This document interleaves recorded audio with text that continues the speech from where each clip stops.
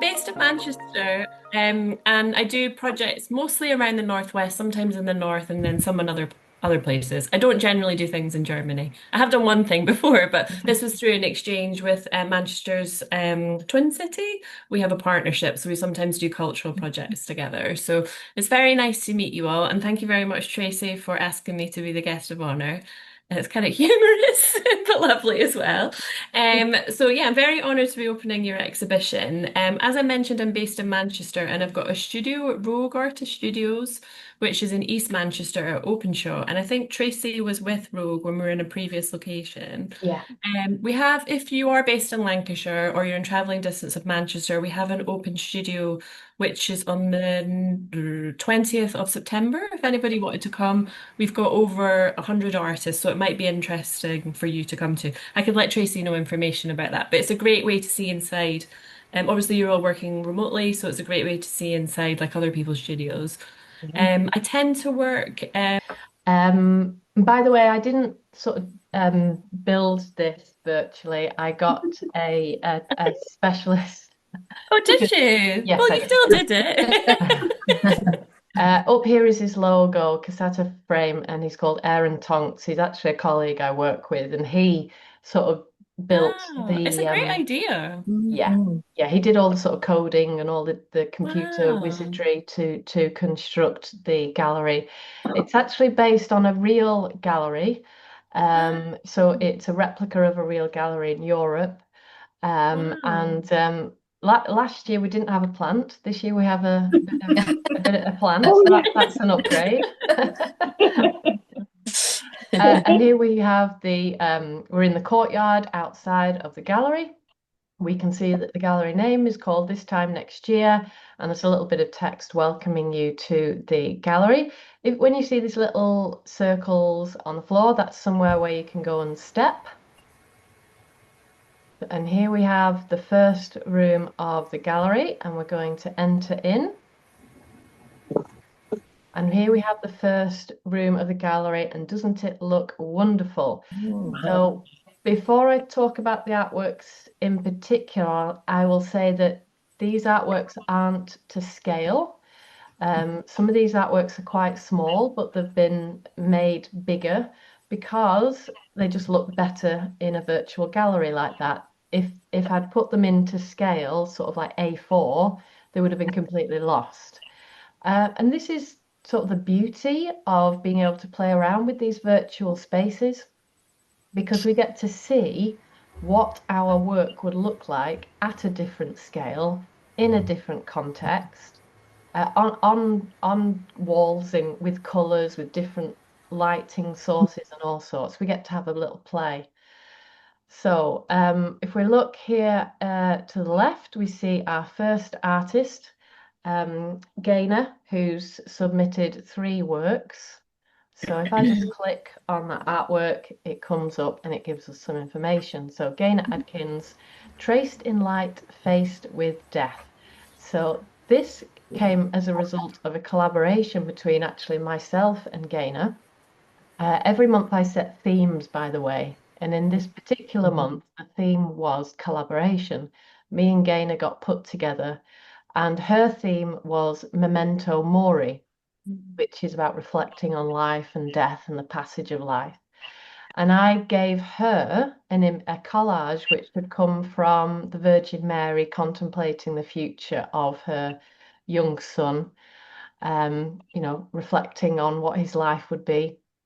And then she took that collage and she turned it into this really layered, intricate, detailed artwork and totally transformed it to what it looked like before. So that's her piece, and you can see what a propensity she has for pattern and detail and bold color as well. There's a link there to explore her website if you want to see more of her work. Mhm. See. Oh.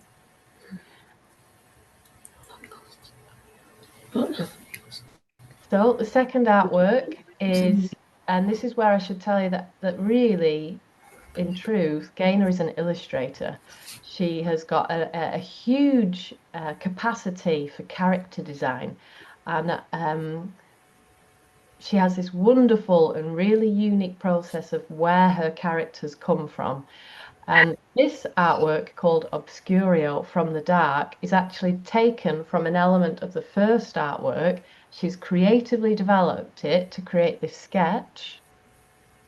And then from that sketch, created this character called Sancta Discoteca Mortalis. And she wins the prize for the best artwork title in the show. So well done on that, Gaynor. But an amazingly fun and engaging and bold character design that is completely transformed from its source point, which was the quite morose, reflective first piece with blue, white, black, and gold. So that's Gaynor Adkins' works, and again, a link to her website there.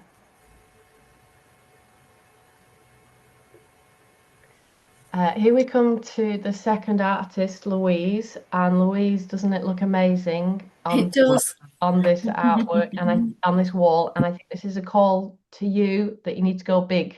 I usually do big. You do actually, you do normally go big. And to be honest, this it is quite big. In real life, it's 50 centimeter diameter, which is fairly sizable, I think. But doesn't it look wonderful on that big wall with the coloured background? So this is Louise Christian, and it's called The Silence Lingers from this year. So this too was came from your collaboration, didn't it, It did. Louise? But Louise was interested in some recurring themes in her work, which were about spirituality, faith, nature, Celtic spirituality and religion and mythology as well. And she was bringing a lot of the symbology surrounded by those things into her work, like these spirals and Celtic crosses and the symbology of trees and as again, she has a wonderful capacity for layering and pattern, and something which I've never really been able to do, and that's to incorporate text into the work. So we see some lovely text stamping and collage text and scripted text, collage text, which she manages to incorporate really well into her works. What I think you've done so well with this work, Louise, is that you've dealt with quite a heavy subject, stone circles and like heavy figures, but it looks quite light. It's got that lightness and the circle motif I just think works really well. Louise has got a second artwork in the exhibition, which we'll come to in a bit. But before that, let's look at the third wall. And here we have artworks. I'll just bring this first one up by Angela Durkin. So Angela's actually a fairly recent member of my art school. She joined us a few months ago, and this was quite an early work that she made with us. It's a paper collage called Colour in Music. She was exploring a found record collection and she was really interested in the abstract visual nature of the images, the colors, the shapes, the rhythms, the patterns. And I think what she's managed to do here is arrange them beautifully so that the composition flows and the color balance is really nice as you're looking at the collage, your eyes are bouncing around. And the artwork seems to have like a musical rhythm to it, which is really interesting. The composition, the balance, the visual balance is really, really strong. So, really good artwork. And that's her Instagram profile if you want to see more of her work. Second piece, which is something totally different, is a selfie. It's called Selfie. It's a self-portrait. And anyone with any knowledge of art history will know that the self-portrait is a fundamental sort of rite of passage for a lot of artists when they make their self-portraits. Um, we can instantly think of very famous self-portraits, so it's a really worthwhile thing to do. But it's also a really difficult thing to do portraits in general, but particularly self-portraits are very challenging. So when Angela came with this painting, I was really amazed by the quality of it, the use of color, the handling of paint is just really bob on. And similar to the color in music collage, there's that similar sort of musical rhythm in there. These punchy bits of yellow and tangy reds and purples and blues. Your eye bounces around it. It's a very lively painting, and I think that's really wonderful because often with portraits they can look a little flat, they can look a little drab. People become quite conservative with the flesh tones that they're using, but Angela's got this really expressive use of colour, which just makes this painting a real joy to behold. So excellent work from Angela. Well done on that. So I'll move over to this circle and we can see through to the second room. And here we have two works here by Quinn Mackenzie Hamilton, abstract pieces. So this is a 50 by 50 centimetre piece. She likes to work quite big. And I had to Google a word, provocative. I thought, how can I talk about the title of this artwork without being offensive? So I asked, I sort of did a Google search and came up with the word provocative. It's got a provocative title. Um, and it's got vibrant colour, spray paint on canvas with Sharpie pen. And Quinn's got a really unique process which really works very well. And that's with this application of sort of free gesture and expression and sort of, getting it on out there on the canvas. And then this application of very fine, detailed line work. And the contradiction between those two things works really well. If you see her works in person, it's one of those artworks that just keeps giving because you look at it at face value, but then you start to see all the bits of detail, you start to see all the bits of sort of ghost images that may be thrown up by these outlines. You start to really read into it. We look at her second piece, similar sort of process. A very bold, expressive, gestural application of paint, drips flowing all the way down and up. We've got paint scratched and scraped and sort of poured on and sprayed on. It feels quite immediate, it feels quite instinctive, but then we've also got those lines. And actually, the more you look at it, the more you can see that these lines are very carefully observed, very detailed, and add so much in the form of layers and interpretation. And it's one of those things which you just keep reading into. And so I think with Quinn's work, she's inviting us to look beyond the surface and to challenge our expectations about maybe what painting should be or what painting should look like. And she's inviting us to sort of look beyond the surface and to consider what might be going on underneath the facade, if you will. This is a much bigger, twice the size, 1 meter by 1 meter, so really bold artwork.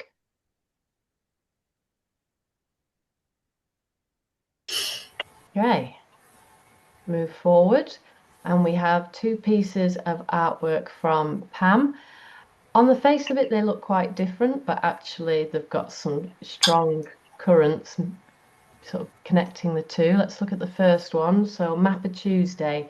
You might recall Mappa Monday, the famous map, which is in the Hereford Cathedral. I think it's Hereford Cathedral. Correct me if I'm wrong, Pam. But it's a famous, very old map which depicts the known universe from the perspective of Christianity, from the perspective of the Christian religion. So in the middle of the map, and I'm talking about the Mappa Mundi, you have the most important bits, which are the most important religious sites, and then round the outside you have the less important bits. And Pam has parody, I guess it's a bit of a parody, this in this work, Mappa Tuesday, which she made as a doodle when she was stuck on a phone call automated system going round and round and round, getting passed to one person to another. And she did this doodle. Um, so if you haven't heard of the Mappa Monday, go and have a look at the Mappa Monday because it's really interesting. But here we have the much more significant Mappa Tuesday by Pam. And I think it's really interesting because Pam is very interested in geography. Pam is very interested in the histories and the legacies that geography holds. She's very interested in when we're out in the sort of natural environment, how we can sense histories and legacies that are somehow communicated through landscape and nature. So she's very interested in geography and how geography can hold traces of its past. So that's why I think this work functions very well. And we can all be familiar with the experience of just hanging on the phone, waiting to get to where we want to go. Pam is offering digital downloads of her two artworks, by the way, so it would be an absolute bargain, £10. And you get a digital download which you can print out or keep on your phone, put as your laptop screensaver or something. And all money raised goes to her local wildlife site, Washbook Meadows Retreat. So you can get to it on that link there. Second work is called Am I from the North? So I mentioned that we work on themes. This was from the theme The North, where we were interested in themes about the North. It's a mixed media on canvas. When Pam first came to us, she was quite sketchbook bound. She was a sketchbook artist. I'm not sure she'd done much outside of the sketchbook. And I was always trying to encourage her to get out of the sketchbook and go bigger, make wall-based work. And this is a piece on canvas, quite a big piece as well. And it's really good integration of text again. And we see her interest in geography. We see that in the iconography of maps that is in the imagery. We've got all those sort of lines and outlines and borders, which remind us of maps. We've also got that wonderful sort of crinkly texture, which we might associate with maps. And we also have this intriguing staircase, which is leading us from one place to another. And this is where another element of her work comes through, which is about those liminal spaces in the landscape where we're not one particular place, we're sort of between places. And I imagine Pam walking in her local forest and feeling like she's in the current day, but also feeling the history of the place, and feeling like she's sort of in between those two time, place levels of understanding. So I think this work functions really nice because you've got that sort of divide, like north-south divide here, there. It's all about that sort of questioning our place in the landscape. So a really interesting artwork with lots of layers.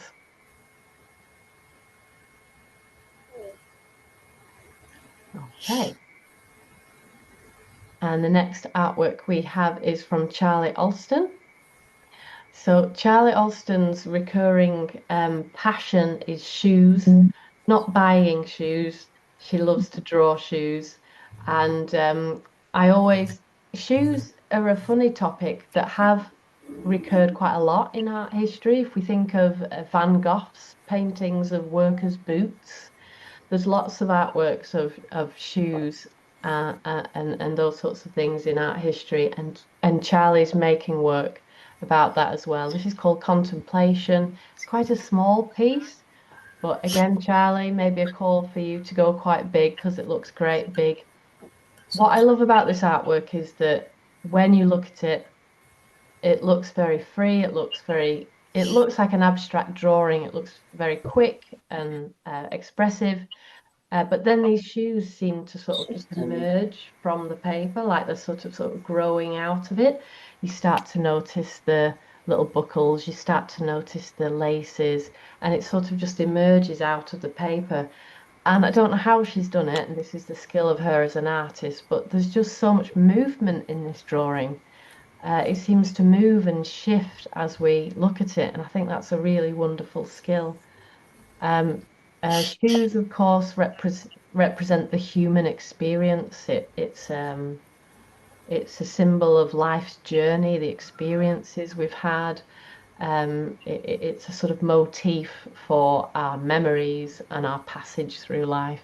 So really interesting artwork. Very good title as well, Charlie. Something a little bit different, but still very intriguing, is this work, which is like a partial portrait. Really lovely, free quality of line. And I don't want to make a sort of connection to the Mona Lisa because that's just too much. But it is one of those faces which just arrests you quite a lot. It's staring at you, and you just can't help but stare back. And it's got a sort of really calm and kind feeling. And it's a very powerful image. And I think, again, like the last one, Charlie's managed to create a really powerful, arresting image with just a sort of few quick lines and a few sort of scratchy um, sort of marks. And that's her skill as an artist that she's been able to do that. So lovely artworks from Charlie. Thank you. Okay, I'm going to move slowly because I don't want to make you all sick. Okay, so here we are in the third and final room.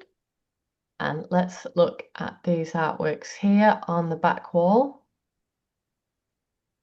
So this is a really good example of how we can play with scale in a virtual exhibition.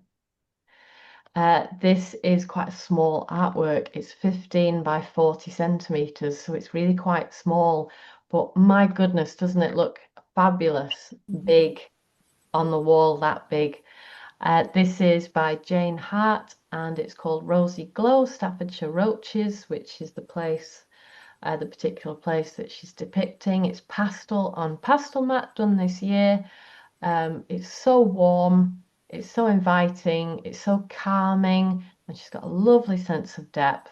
A lovely sort of gestural application of colour. It's quite painterly. It feels quite painterly, and the wispy clouds in the sky are a triumph, and just a complete joy to behold.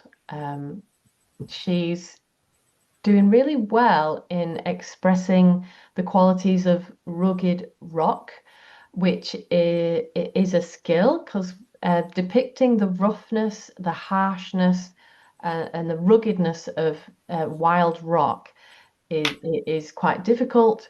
And she's managed to do that in contrast with the sort of soft, undulating, rosy glow of the hillsides. So really, really good use of texture in that artwork. Another piece, 18 by 24 centimeters, and we see again that's that same skillful application of texture, again with pastel. And pastels, soft pastels, are a really challenging medium. It's really hard to get detail with soft pastels. But she's managed to do it here. She's got the wonderful gauzy texture here in the foreground. Again, we've got that sort of rough, craggy rock feeling. And I just love this little bit here with the shadows underneath the rocks going across that hillside. So an excellent work by Jane called Golden Airy. Okay. Here we come to Debbie's work. So Debbie, I've touched that a lot of my artists have particular themes that they enjoy. Debbie likes ruined cottages, which I also love as well.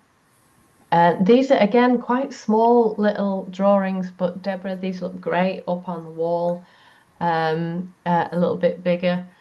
So I'd love to see you maybe going a bit bigger as well and just seeing if that translates. Enchanted Dwellings, a series of 4 ruined cottages. Debbie's one of them artists that can just do whatever you ask her to do. If you say, "Oh, have a go at this," she'll just be able to do it. She's got really good skill level. But she's particularly excels at drawing and mark making. I've already mentioned Van Gogh before, but he was a master of mark making, using lots of different mark making styles to depict textures, and we see that in the work of Debbie as well. And I think similar to Charlie's work, they're really simple. They're really I don't know if you can hear, but my little 3-year-old's outside shouting. I'll just go and close the door.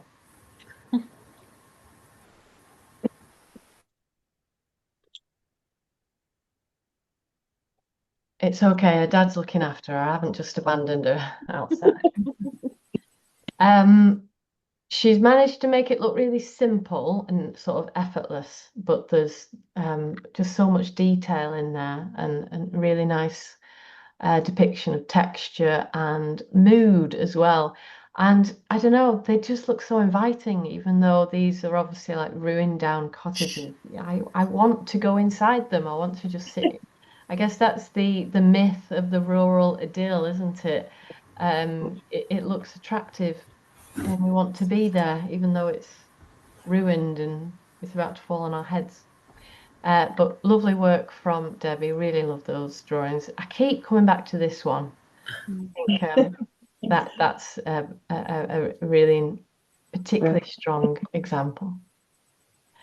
And then as an accompanying piece, we've got this Bream on Board, which is a gel plate print on paper. So we've been exploring a bit of gel plate printing recently, and I've been persuading you all to buy gel plates and have a good mess about with them. And again, Debbie just has a little bit of a play and smashes out this amazing Thank you. depiction of bream on a board. And it's just really successful. You've got that feeling of the sort of wet, slimy fish, the feeling that they're all packed up together. But it again, it feels quite attractive. If it's very appealing to look at. So yeah, you've done really well with that gel plate print. Okay, I'll just move over to this square. And we can see Francis's work. So this is an experimental triptych, digital photographs, new glassworks. So you can see in some of the images the shadow of herself photographing, and she's pressed plants underneath glass and then photographed them. So you can say here, you can just see the sort of thing as she's been like framing the camera, I'd imagine. What's really interesting about these artworks, again, is the layering. But this is like a digital layering, but an actual layering. It's a fascinating process. We have the physical plants, flora and fauna, squashed underneath glass and then photographed. And because it's glass, we have the reflection of what's this side of the glass as well as what's underneath that side of the glass. So really interesting sort of shifting perspective as we look at them. This is her second one, where she's playing around a bit with color filters, I think, and we can again see the reflection of the artist taking, that's a good one. You can just see her taking the photograph like that in the lower right one there. I think what's interesting is that she's taken quite a prosaic traditional subject matter, which is sort of flowers in a garden, which might come across as a little traditional, a little bit, you know, um, everyday, a little bit boring potentially, but through photographing them in an experimental way totally transforms them into something completely different so that we look at them very differently. So really like those experimental triptychs, very much a work in progress for Frances, I think, but they look amazing on the wall all together like that.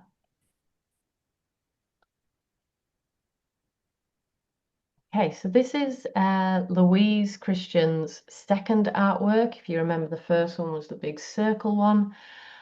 This was from the theme of the North again, and it's a mixed media sort of collage on paper, and we have those lovely elements of stenciled pattern coming through, of those bits of stenciled text coming through as well. And I think I like it because the visual planes of or perspective seem to jump about a bit. The foreground seems to lead us down into the valley, but then this big flat box of blue sort of hits us back in the face. And then above that, we tend to sort of go beyond into the sky again. So as you're looking at the landscape or read it, or trying to read the landscape, trying to sort of figure it out, your sort of eyes are going, feeling like you're in the foreground and then going back and then coming forwards again. So there's that movement and there's that sort of rhythm in the piece, and it's like visually quite stimulating to look at.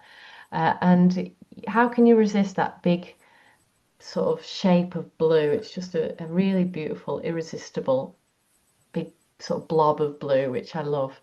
Really nice use of colour in that one. That's the link to Louise's Facebook group, and you can own this very artwork for the tiny price of £40. Who It's wouldn't want actually that? it's actually not got the right words with that picture, but I'll send the right one later. Oh, sorry about that. Fine. But follow that link and you can see more of Louise's artwork. Okay, and then last but not least, oh no, there's two more, sorry. We've got Joe Holding's work here. So this is actually a work he did a couple of years ago, but he wanted to include it into the exhibition. A portrait of a horse and a dog having an interaction, really beautifully observed. Painting a horse from the front is probably the most challenging angle that you can paint a horse from, but he's done really well there and got that really good sense of perspective. And he's just captured that moment really nicely of the dog giving the horse a little kiss. I keep coming back to when I look at it, I just love looking at these little shadows because the background is really flat, but then these shadows just seem to float a little bit. I love the color of those shadows, something in that for me. This is a piece that he did this year. We worked on a theme called music. So he was looking at Swan Lake, and this was one of his artworks, which was inspired by that. Feels quite impressionistic. It's using a pointillist strategy where, applying little dots of paint and having them interact with each other. So it's almost like a visual illusion. It's almost sort of like a visual illusion when we look at it. But really bold, really beautiful artwork from Joe. Okay, I'm going to go back to my little white circle here. Here we have the wonderful, ending on a high with the wonderful work of Sue Smith. So Sue's been with us for a while, and this is her work called Dreamscape. 36 by 48 centimeters, mixed media on board. It feels like a dream, doesn't it? It's got that surrealist aesthetic, and I just love how she's shifting between these quite blurry landscapes and then these areas of textured detail. It reminds me a bit of the landscapes of Peter Doig, if you're familiar with him. Very dreamy, very spatial. Um, Again, beautiful colours, wonderful texture, so much to look at. Lovely. And Wow. that's her Instagram link if you want to go and see more of Sue's work. And then finally, we've got A Quiet Witness from this year, mixed media on gessoed board. And this is a really nice one to finish on because it is a lone woman in a watery landscape, looking out, thinking about her future potentially, and reflecting on where she's going, reflecting on where she's been. Sue is a master of texture, and she also comes with the most experimental methods. She does things that I would never even think of. She does amazing things with cling film and melted plastics and all sorts. She's done some really experimental processes. And I love the reflective feeling of this artwork. It does not represent the uh, some of the other work that Sue's done, so please do go to her Instagram and look at some of the other work that she's made as well. Okay, so I think I've touched on everyone's work there, and I hope you agree that it looks absolutely amazing. And everyone's done so well. Yeah, that's fantastic. I'll just have a little look at my chat. I think I've got. Oh, it's actually on Canvas, is it? Sorry about that, Louise. Okay, so I'll just stop sharing my screen and I'll just pass back to you, Jenny, if you had Okay, any yeah, I just comments want at all. to say thank you, Tracy. You spoke about everybody's work so beautifully and thoughtfully. Again, it just sounds like everyone's very engaged, like in their practice, and such a wide range as well, which is lovely. But yeah, it was really nice to hear like how the ideas developed, in particular, like the themes, like things like from the north, I think, or up north, maybe was it? And how like they really developed in very different ways. So people are able to like trust themselves and like follow their interests, which I think is really important. Yeah, and the other themes like the collaboration I thought was really Mm, interesting. Like yeah, collaborating is a great way to like if you ever wanted to collaborate between the two of you, it's like a great way to kind of push yourself. Doesn't work for every artist, but like it can be a nice way to work. I thought it was really nice as well to see, like, hear about. I had looked at some of the scale, but I hadn't noticed it as much, the sizes of the pieces. And it was mm, just amazing how they just transformed with regards to like yeah. into the scale of the room. And yeah, it's just like I think that's a really interesting exercise to then think and maybe build confidence in that like I could make this bigger, if you see what I mean, and then Yeah. also how you might want to be more experimental. And I think I want to build a gallery and put pieces in it and see what it looks like. I think it's a really good idea. Yeah. No, it's great. And then I really enjoyed like hearing more about like the different experimental techniques. I've not tried gel plate because I usually work in a printmaking studio, but it's something Mhm. that I've been looking at, and I think the bream, yeah, was really interesting. Like that texture you seem to be able to pick up on the gel plate, and it's like a good technique because you can do it at home, can't you? Oh, yeah. Sure. Yeah. So yeah, I thought that was great. And then like the photography I thought was really interesting. I don't know if that artist might be interested in like cyanotype or like photograms. Mhm. Um yeah, like that might be interesting to you. The Yeah, glasswork pieces. yeah, the glasswork pieces, Yeah. sorry. Yeah. I wrote notes, but I didn't write everybody's names because I didn't want to be not looking at the screen. And then yeah, it was really interesting hearing more about like the background with regards to like research. And I hadn't made the connection with the Mappy Monday and the Mappy Tuesday. I wasn't aware of that. So that was yeah, really interesting. And I thought that was really like an inventive way of like sharing your work as well. Mm, Like by making it a digital download. Like that's a really nice Mm. idea and like really, yeah, entrepreneurial. And also it's for a good cause as well, which is great. yeah. I'm trying to think what else. Yeah, I just thought it was really interesting to hear more about like the more kind of introspective ideas behind the work. And yeah, a lot of use of like collage and like layering that like seems Yeah. to work really well. which can be quite hard to do. So, Yeah. and yeah, just really beautiful exhibition. So I'm looking forward to like seeing where it develops. Your work, everyone's work develops in the future. So yeah, great. You should be really pleased with yourself. And well done, Tracy, on getting your colleague to build a gallery to put them in. It's Well, a really great idea. Yeah. I can put him in contact with you. Oh, thanks. He'll be Um, inundated. I think I had seen something like during COVID. I think like a few commercial galleries did it, like viewing yeah, rooms and things. And then like when Freeze was online. So like I have seen it before, but I hadn't really had any concept how you could do it. So you can be yeah. really experimental. Mm. You can just create like a white box and Yeah. make your artwork look perfect. Yeah. But you can really play with scale is the obvious one, but also framing. You can put frames on your Yeah. artwork and you can experiment with lighting and everything. It's a really interesting way of doing it. Yeah, With definitely. Debbie's Bream on board artwork, I think she got that sort of bubbly, slimy texture from a bit of water was on the Oh, gel right. plate. I think Okay. was Oh, how that wow. happened. I've never Um, done it, but I've watched Mm. videos on YouTube. Yeah. And it just looks like really fun and like, yeah. it's the most fun you'll ever have. Yeah. But it's also like really, really frustrating. Oh, Oh, really? yeah, you Okay. never know Because what you get. it's just so unpredictable. Yeah. Ah, And okay. you So have you to be can't It's do like, like an edition or something. It would have to no, be like varied. Yeah. it's mono printing. It's a form of mono Yeah. printing. Yeah. So each one is just like a unique piece. You can take But it does, ghost but it prints, looks but like a very developed image. Do you know what I mean? Rather than yeah, like, well, sometimes monoprinting can be quite, I don't know, it depends, isn't it? Yeah. But yeah, yeah. it's great. I correct me if I'm wrong, Debbie, but I think the strategy she used was where you sort of trace around the image with a Sharpie pen on the gel Yeah. plate, and yeah. then she painted it in with acrylic paint, I think.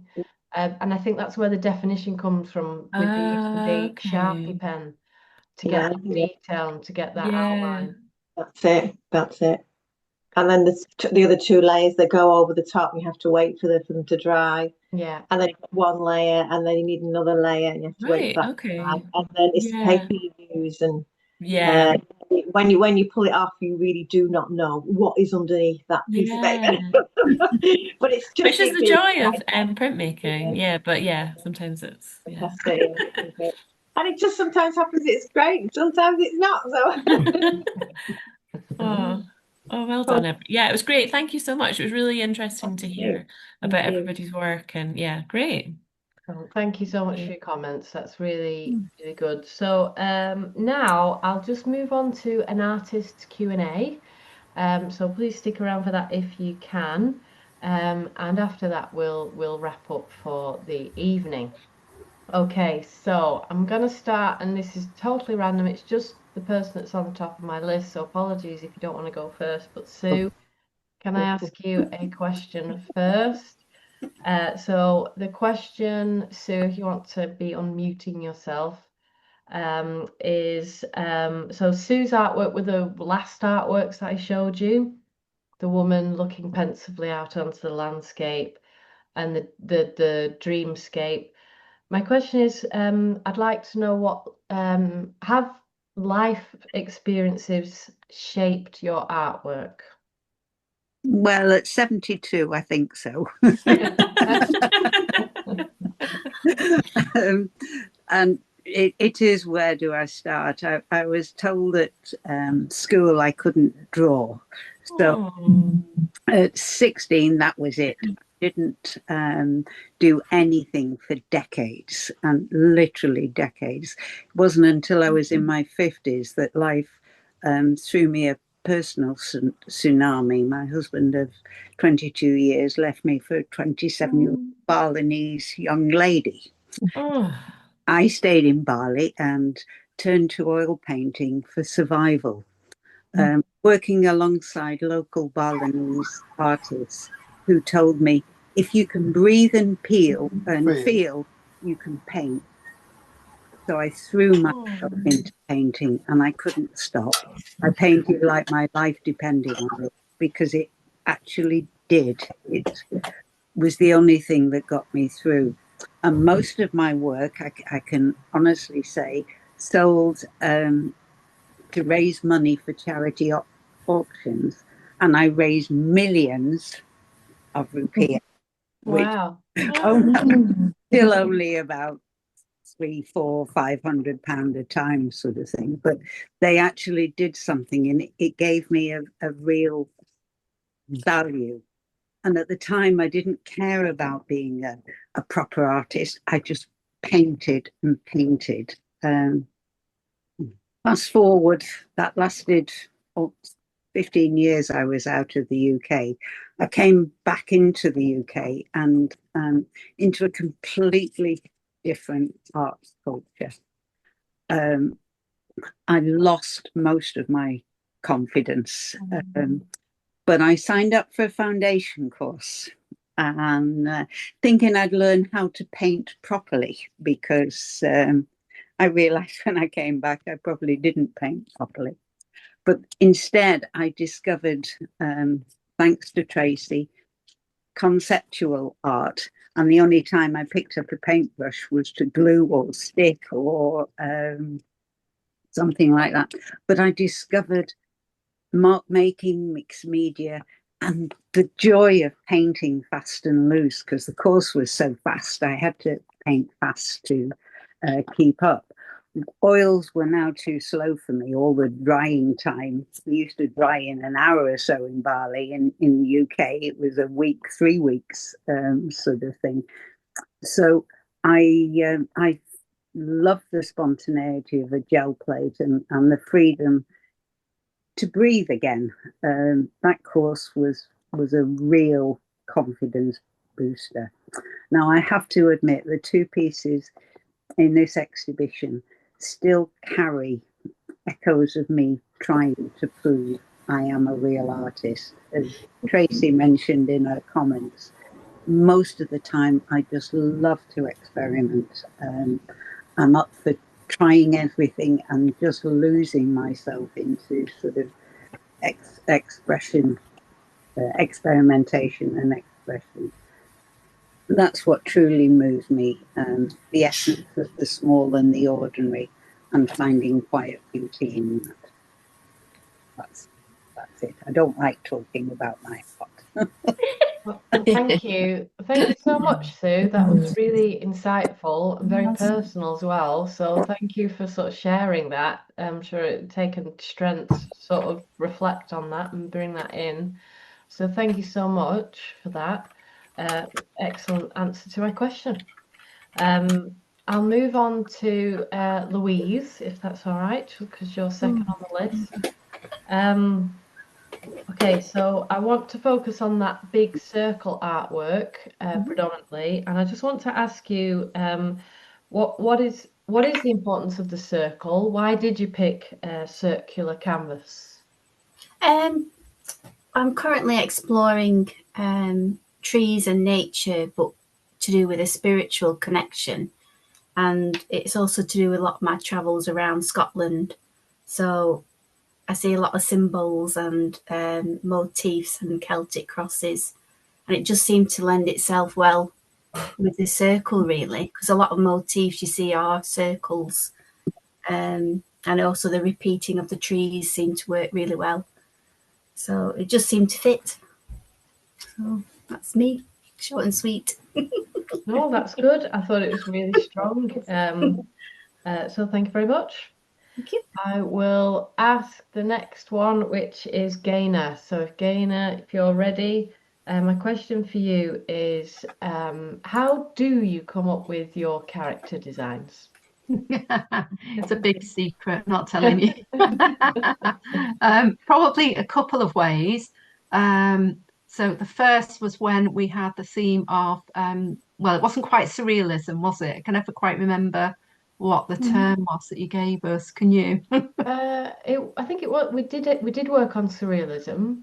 Yeah, you called it something else, so wasn't it? But anyway, and I looked up Paul Clay, who was an artist that I particularly liked, but I never realised that he actually made puppets. So that really sparked my interest, and I started to make some 3D sculptures. just really by raiding my recycle bin, proper good old Blue Peter with bits of cardboard and scrunched up paper and all kinds of things, and just really did it intuitively. And yeah, they just seem to develop from there. And then I brought in my love of colour and pattern, and painted them. And then I brought in my love of costumes and textiles. I made clothes for them and just brought them to life. And I haven't done that for a little while, but I really must get back into doing 3D sculpture. Sorry if you can hear hissing. My laptop fan decides to kick in when when I come off mute. And the second way that I create characters, which is really, really helpful when I'm stuck artistically, is I use collage. So I collect all kinds of weird and wonderful image books and magazines. So I go to W.H. Smith's and I try and buy magazines on things like death. I go to charity shops and I buy books from, cheap as chip ones from the children's section on things like bacteria and gods and goddesses, animals, and all kinds, as varied as possible. And then I just sort of pull out images that I'm drawn to, and cut them out and stick them down, and it's all very intuitive. Sometimes I follow a colour theme that I'm particularly interested in, and I put together the collage, and then I actually draw my interpretation of the image that I've collaged without the background, and I add extra patterns and colours and things, and they just seem to be born. And I feel like they all have their own little character, their own little personality, and I'm hoping to develop stories around them, and for some of them to interact. And I'm working on some picture book stories at the moment as well that I'm hoping to send off to some publishers. So yeah, Wonderful. I just see faces everywhere. I even went to a science museum, and I don't like science at all, but I visited and I thought I'm sure I'll get something out of it.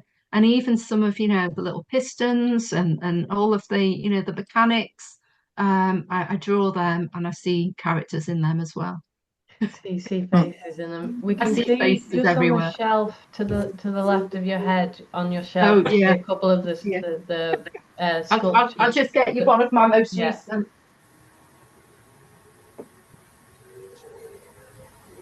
Yeah, there we go. Little tiny one. This was a new kind that I actually made with wire and foam clay. Right, yeah, he's With great. somebody that's actually worked for who is it that did Wallace and Gromit? Arvarg, is it? What's it? Yeah, Arvarg. She worked for them, and she also did some of the clothes for Tim Burton's films as well. Yeah. So I was like totally starstruck working with her. They're amazing. That's great. Thank you so much. And I think I do recommend all my students have a box of stuff, just like a box of random materials that you collect. Well, I know. Ready for when you're stuck in the studio to use. So I think that's a really good strategy. And I myself am a big fan of charity shop books as well. Okay, so I'll move to Frances now. Frances, if that's okay. Yeah. The new Glassworks artist, Frances. I just want to ask you, was there a particular artist that inspired your experimental triptych? There definitely was. Actually, I should have called it after Glassworks, really, after Faye Godwin, because I became very interested in this photographer called Faye Godwin. And I'd actually come across her before in the 1980s, but I was a full-time teacher at the time. I just didn't really have time or couldn't look into what she did. And so I thought, when I came across her again, actually I was packing up some stuff and I found an old poster of hers that I'd collected, and that's what triggered it. she's really interesting, and I wanted to find out a bit more about her properly. She worked with many famous authors and poets. Right. Here you are. In the 19 starting 60s actually, but 70s, 80s and 90s mainly. And she was known as a landscape photographer principally. But she was really interesting because she was self-taught, and she just loved walking in wild places, and she loved to go to places like the Ridgeway, and she documented and collaborated with writers in publishing mainly. Anyway, she described herself. She didn't like being called a landscape photographer. She described herself as a documentary journalist. And she just wanted to record the changing landscape. But others described her, I found out, were that she was quite known as quite a difficult person and quite a sort of feisty feminist, because she divorced her husband when he told her that she should stop messing around with in her darkroom, get a proper job as a secretary. And so she was an interesting person all round. Yeah. And then she was quite politically active in the 90s during the Thatcher times. And she was very keen on protecting the countryside.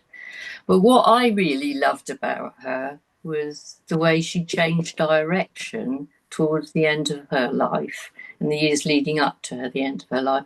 And she died about the same age as I am now, which I think was about 74, 75. I'm 75, so she was about 74. And she became, in those years, she was quite ill, but she became more experimental, and she became very interested in all the new technology of color photography and macro photography. And there are lots of people who've written about, why did she change from being a really good landscape photographer? But she didn't care, and nobody really knows why she decided to go out into her garden with big plate glass and start taking these photographs of things under the glass. And it was that really that triggered my work, because I know quite a lot about photography, and I do a lot of photography, but only on an iPhone these days. And I packed all my other stuff up. So I thought, well, I'll go out there. I had some cling film, acetate sheet, and a piece of glass from an old picture frame. And I thought, oh yeah, I'll be able to do some really, really clever stuff with it, like Faye Godwin. And I went all over the place, different times of day, morning, very early, when the lighting was better, and very bright sunlight. And every time I came back and loaded them onto my computer, I was really disappointed. I thought, I'm completely wasting my time. But then I thought, well, maybe I haven't looked properly. And the more I looked, the more I realised that there were things hidden in it. So I started to play around with them. And I think that's what interested me, because Faye Godwin, she did a similar thing with some of her work.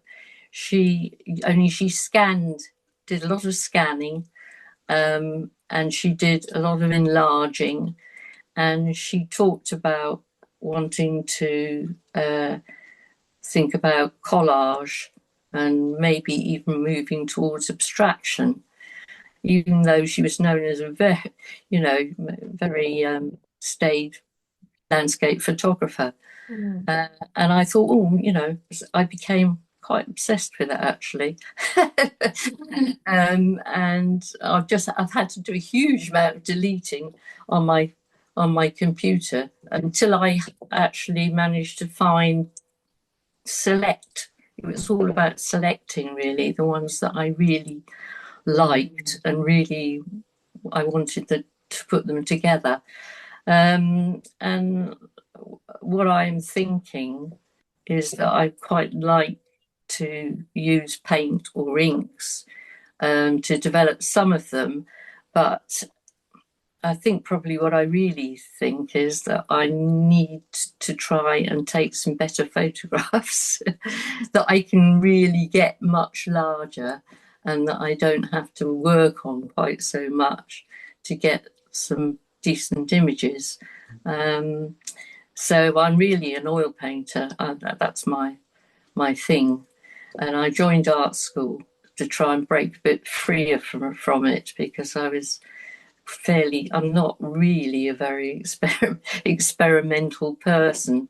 I don't agree with that, Francis. You're really experimental, and I think you touched on a couple of things there that any other artist I think would be familiar with, which is like that feeling of being obsessed about something and also completely changing direction. And I think we as artists we should be very open to that. We should not box ourselves in as particular things and styles. So I think it's really, really inspiring that you've been looking at Faye Godwin's work, and I'd recommend everyone else to look at Faye Godwin as well.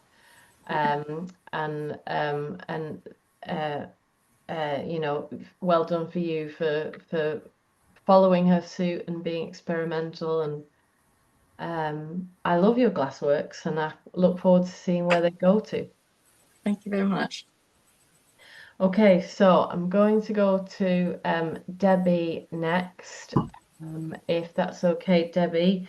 And I just want to ask you one thing, which is what impact does collaboration or has collaboration had on your work? Hi.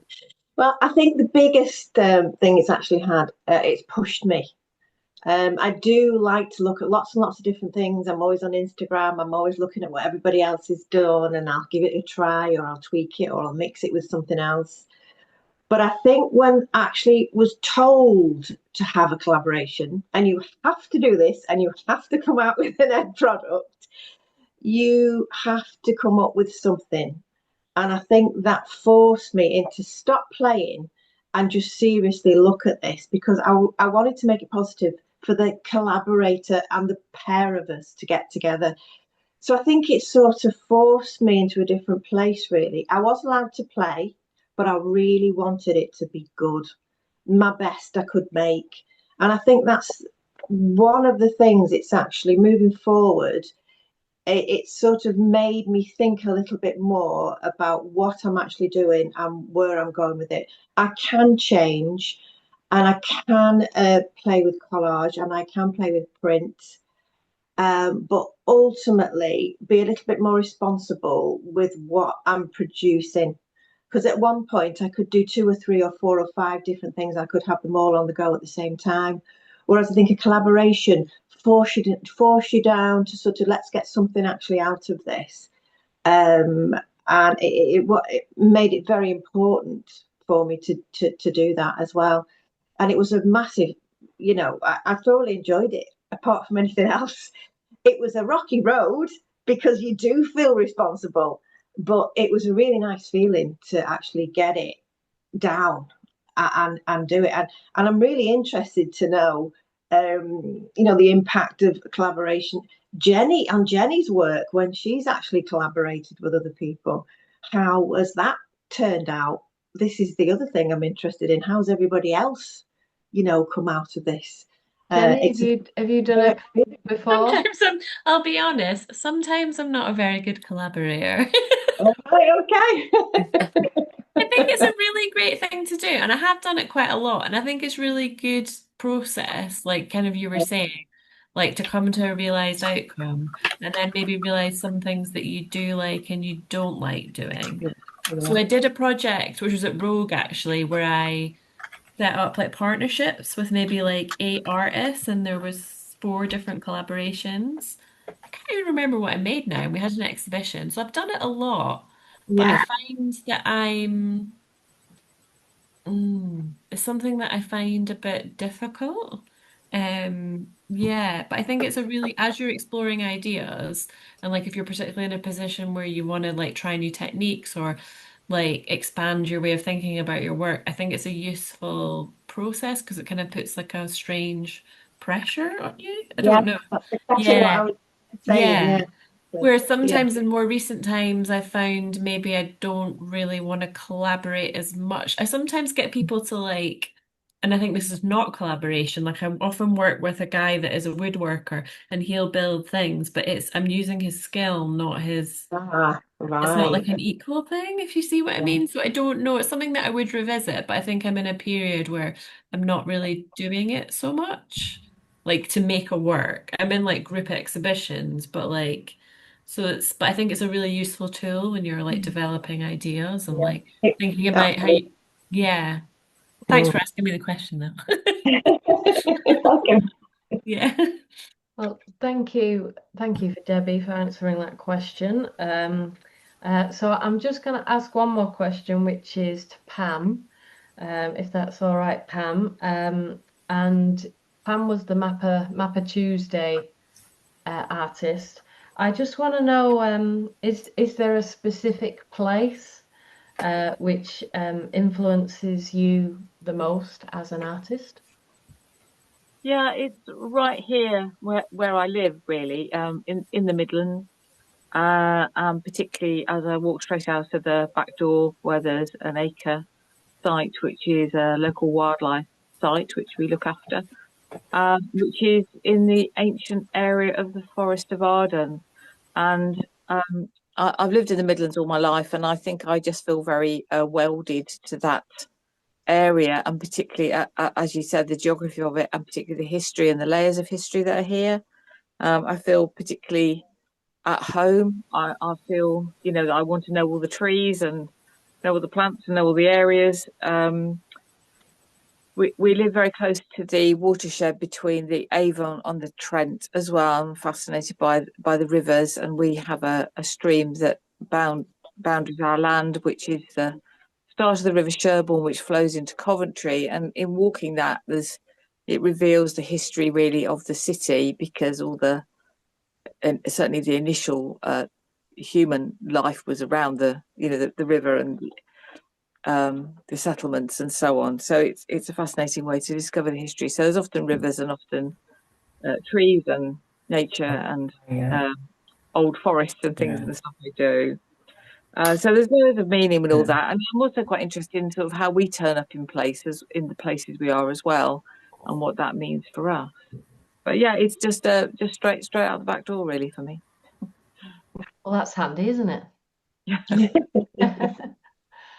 Pam runs creative retreats at her Oh, nature wow. reserve, by the way, which you can look at if you go to that link, which is in her artwork. And by the way, you've all seen the exhibition now. You've had a good look at it. I'll be making it live on Monday. Just because I need to embed it into my website and do some techie things. But I've got a weekend full of kids' birthday parties and football matches and stuff. So I'm not going to say I'm going to get it done for tomorrow morning, because it just won't happen. So by Monday, it'll be up on the website and you can have an explore of the virtual exhibition yourself. You can click on all the links. Louise, I'll try and get that little text edit fixed for you. So apologies for that. And you can share it, of course. You can share the link with all of your friends. And I'll Great. also get this. I'll share this private view recording for a few people as well. So I did just want to finish with one quick question to Charlie, if that's okay. and it was just who that portrait was from. I think I know who it is, but could you tell us who the portrait is of the enigmatic half face? Is Charlie there? All right. Yeah. Can you hear me? Yeah. You know when you told us to do self-portraits, Yeah. it's not me, but I did some self-portraits from a younger picture of me. Oh. And then it isn't me though, but then I just went off and started doing like portraits from my head, if you will. And then I think I cut it into so it started off being something, but then it wasn't. It's not definitely not me. All right. But that's how it came about. All right. So Well, that's good. Thank you for that. And right, so I'll bring the it all to a close now, and I'll just end with a final thank you to everyone. It's been so good to look at your work. It's been really nice just to really have a good chat about art. Hasn't that been great to just, I know we've only had an hour and a half and we could probably just go on for like hours and hours. Oh, I forgot, Gaynor, you've got a question. Well, first of all, can I just, on behalf of everybody, say thank you, Tracy, for setting this up for us. It's been absolutely fantastic. And thank you for all the hard work you put into everything that you do in our art club. It's been absolutely fantastic. And I just wondered whether I could be cheeky and ask you a question. Oh, yeah, of course. So you've been running your fabulous art school for 2 years now, and you've seen lots of our work. I just wondered, has us sharing our work changed your artistic practice at all? Oh, thank God. I thought you were going to say who's my favorite.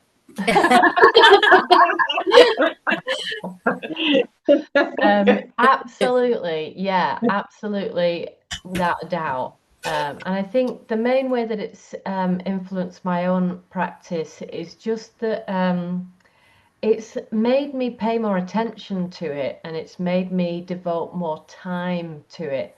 I think before the art school, I got a bit sucked up into this sort of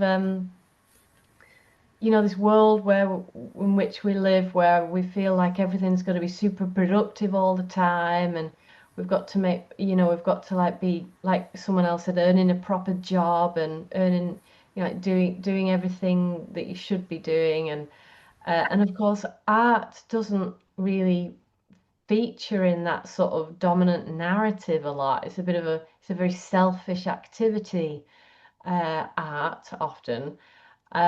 So it gave working with you guys and realizing that you were interested in my own work um, really made sort of allowed me to think, well, actually, it is important. And even though I teach it, it's in my own head, I've just sort of thought, oh, it's not very important, but it gave me a reason to spend time on it, and it gave me a bit of value as well. So without a doubt, I'm constantly influenced by how people incorporate text into their artwork because that's something that I particularly really struggle with. I've never really been able to incorporate text in work, like words and letters. It's just never worked. I've never really been able to do it. I've been very inspired by some of you in particular incorporate text in really nice ways, and that's influenced me to experiment as well. So you've got Pam who experiments, and there's a particular word for it, Pam, where it's like writing but without words. Yeah, a scenic, which I'm doing more and more of, the scenic writing. A themic writing, which is like you sort of making the mark making of writing without using letters and words. To like Louise, who uses stamps and stencils, and Quinn, who sort of it incorporates text in really interesting ways. So I'd say those were the two main ways. When I first started, I'll just say really quickly, when I first started the art school, it was all just a collection of pre-recorded videos. There were no live sessions. There was none of sort of me in it because I just thought, oh, people don't want me. And that's possibly from the way I've been an education teacher in mainstream education, and mainstream education sort of drove it out of me. Jenny, you used to be mainstream in Yeah. mainstream education, didn't you?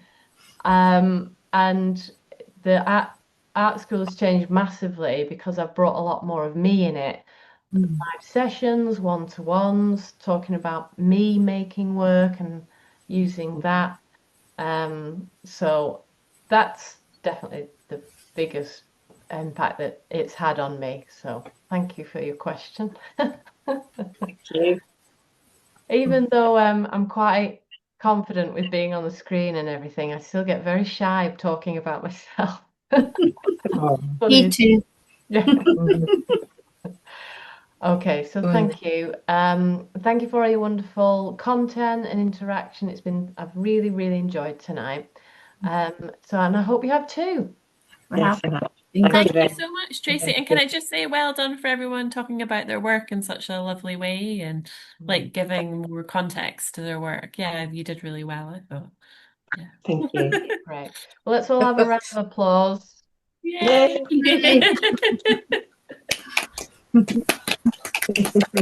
And I will bring this meeting to a close and just again, thank you, thank you, thank you. And I look forward to seeing you all soon.